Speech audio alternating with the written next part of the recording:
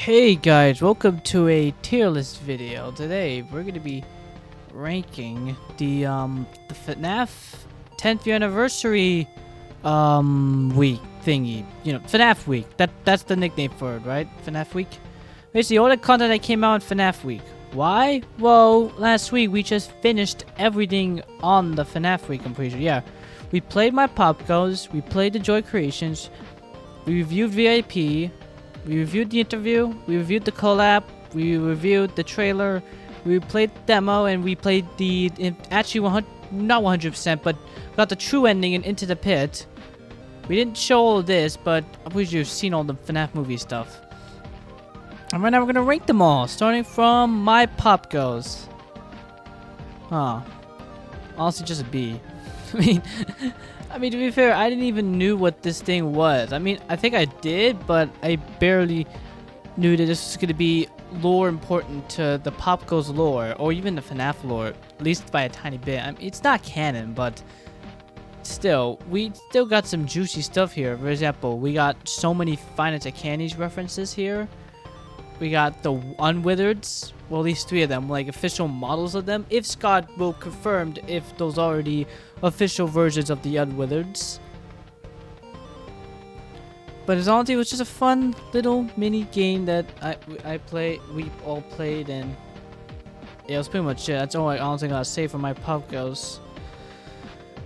Then next we have is the Joy of Creation. This is an A tier. I only put it A tier because, well, it's just a demo. It's not the full thing. If it was the full thing, I would have put it in S tier. But right now, it's just a one-night demo.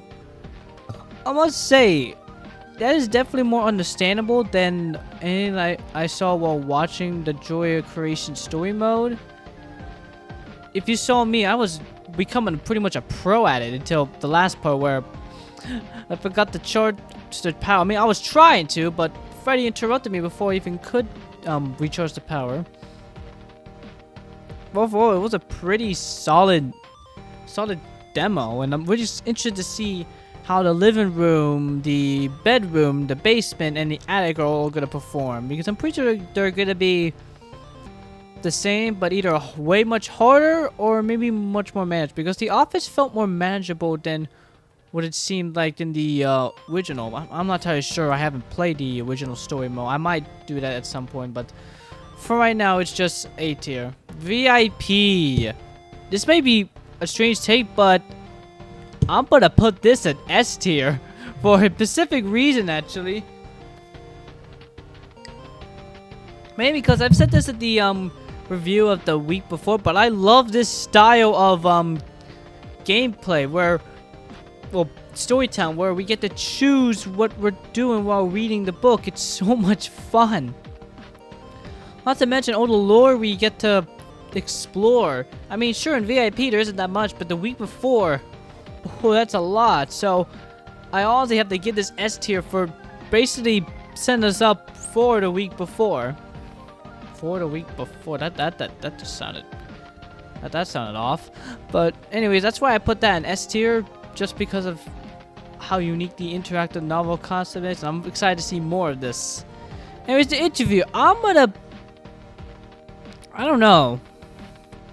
I want to put an S, but then again, I think I'll just put an A.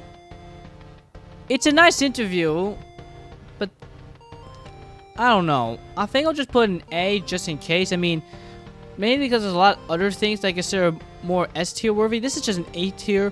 I am glad they decided to make another interview for the FNAF anniversary thingy, and I'm excited to see more interviews, because they did say they're gonna do more Daco said that Daco and Scott said they might do more interviews at some point in the far future. Like every 5 years we could get a new interview for this,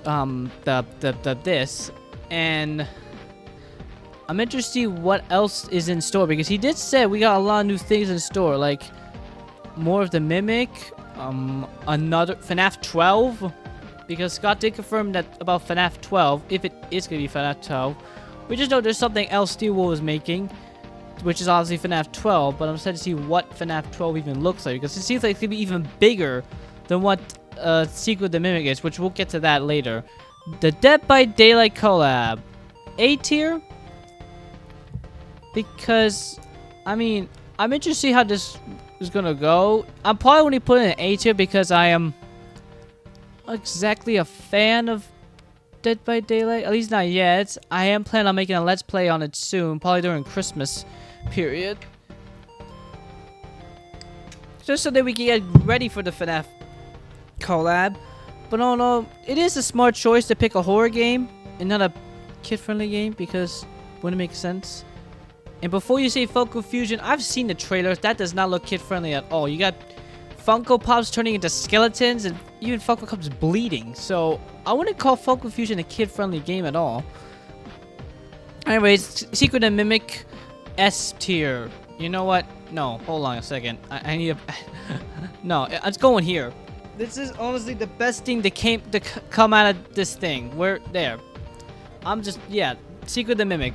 The best thing to come out of this. I know people might say, oh, that's Into the Pit. Look, I understand it, and we'll get to that. But Secret and Mimic is just a whole nother level for me. It's an announcement of the 11th installment. And I did not think we would get it this soon.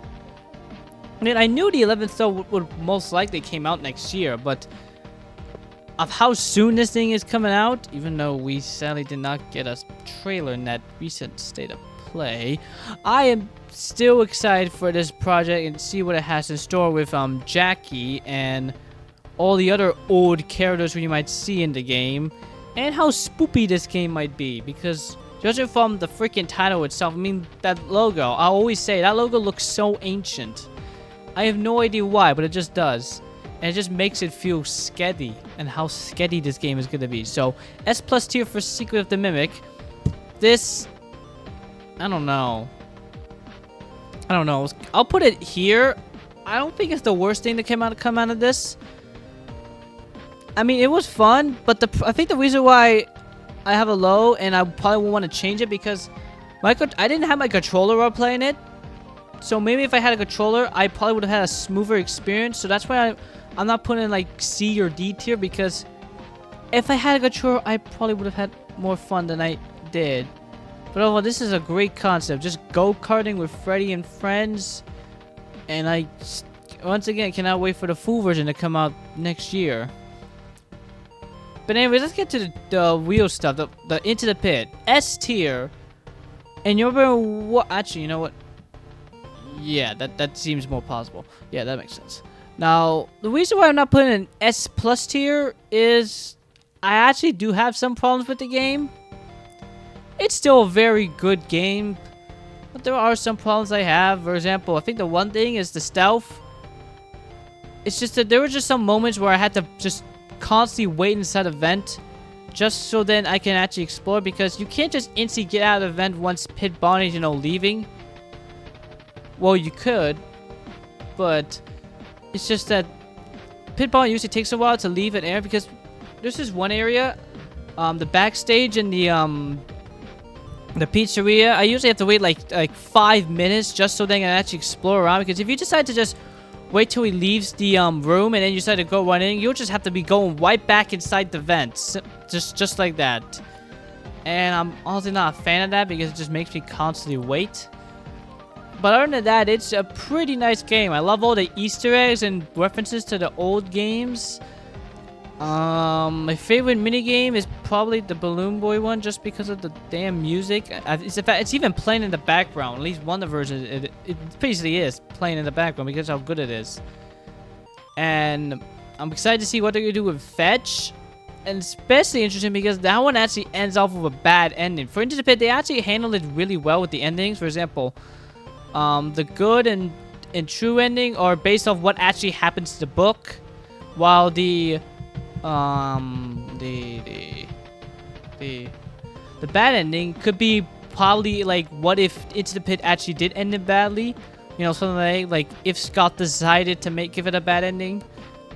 So I'm wondering in Fetch they're gonna do something different, where the bad ending is basically the canon ending to the book, or like the ending that has in the book, but we could actually get a true ending where, who was the girl who got eaten by Fetch? Alright, it's Kimberly. So basically, there could be like a true ending where Kimberly actually survives the battle against Feds. I'm not sure how they would make it work.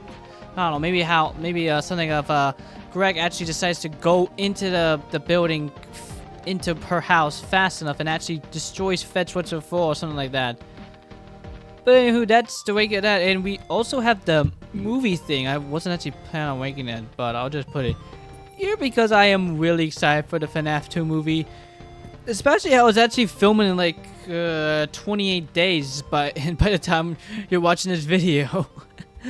But anyways, that is honestly it. I don't have that much to say.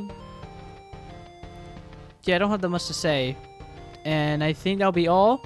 So I hope you all enjoyed this video. If you'd like to see, give it a like, consider subscribe for more content like this, and I'll see you all next time. Bye, everybody.